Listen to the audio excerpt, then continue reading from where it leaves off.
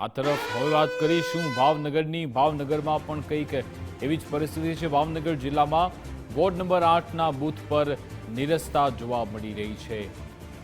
ઉનાળાના આકરા તાપની અસર અત્યારે મતદાન મથક કેન્દ્ર પર જોવા મળી રહી છે, જ્યાં અત્યારે મતદાન મથકો ખાલીખમ છે। એકલ દોકલ નાગરિકો મતદાતાઓ આવી રહ્યા છે અને મતાધિકારનો ઉપયોગ કરી રહ્યા છે।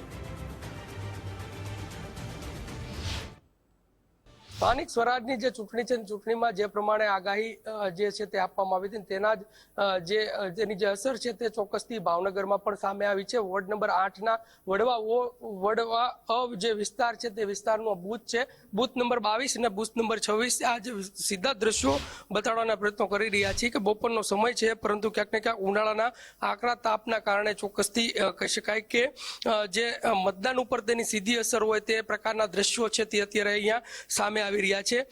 નીરસતા જે છે તે વોર્ડ નંબર 8ના બૂથ ઉપર જોવા મળી છે। આપણી સાથે અહીંયા કોંગ્રેસના પણ ઉમેદવાર છે, તે પણ અહીંયા તડકો ગાળી રહ્યા હોય એવું લાગી રહ્યું છે, કેમ કે જે પ્રમાણે તેઓના જે કહી શકાય કે અહીંના બૂથ પરના જે કાર્યકર્તાઓ છે તેમની સાથે અહીંયા બૂથ પર બેઠા છે, એમની સાથે સીધો સંવાદ કરશો। શું નામ છે બેન તમારું? મારું નામ સોનલ પટેલ છે। મેં કોંગ્રેસ પાર્ટીમાંથી ઉમેદવારી કરી છે। સોનલબેન, કેવો તડકો અહીંયા છે અને એના કારણે કેવી મતદાન ઉપર અસર જોવા મળી રહી છે?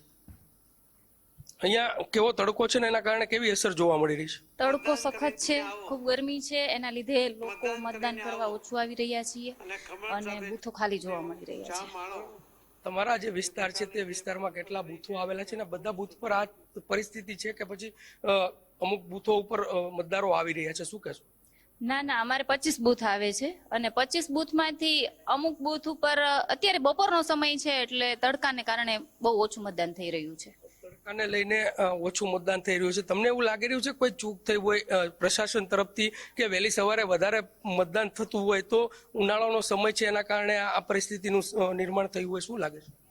હા, એટલે આ તડકાને જ કારણે જે આટલી બધી ગરમી છે એટલે વૃદ્ધો હોય, વડીલો હોય જે સવારમાં મતદાન કરી ચૂક્યા છે, પણ હવે કદાચ સાંજ પછી થોડું ઘણું મતદાન થઈ શકે એવી આવશ્યકતા છે ખરી। ચોક્કસથી આ હતા કોંગ્રેસના ઉમેદવાર કે જે જણાવી રહ્યા છે કે જે પ્રમાણે આ આકરો જે ઉનાળાનો તાપ છે તેના કારણે ચોક્કસથી તેની સીધી અસર વોર્ડ નંબર 8ના વડવા જે વિસ્તાર છે તે વિસ્તારમાં પણ જોવા મળી રહી છે, જેના કારણે ચોક્કસથી મતદારોમાં કહી શકાય કે નીરસતા ભર્યું જે વાતાવરણ છે તે અહીંયા જોવા મળી રહ્યું છે। અને ખાસ કરીને ઉનાળાનો જે આકરો તાપ છે તે ક્યાંક ને ક્યાંક હવે નેતાઓને પણ સતાવી રહ્યો હોય તેવા દ્રશ્યો અહીંયા જોવા મળી રહ્યા છે। કેમેરા પર્સન વિજય જાદવની સાથે કુણાલ બારડ, ગુજરાત ફર્સ્ટ, ભાવનગર।